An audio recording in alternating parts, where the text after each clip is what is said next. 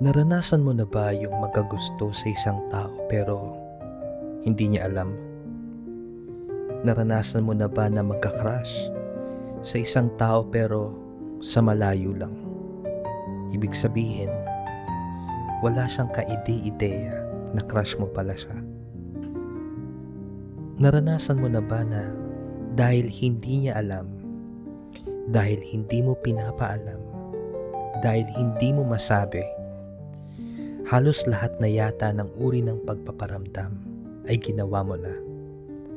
Lahat na yata ng anggulo at paraan para makita siyang ngumiti o para kausapin ka ay nagawa mo na. Mga kai-ay, ang episode 1 ng Love Notes today ay about loving someone from afar. Yung tipong mahal mo pero hindi niya alam.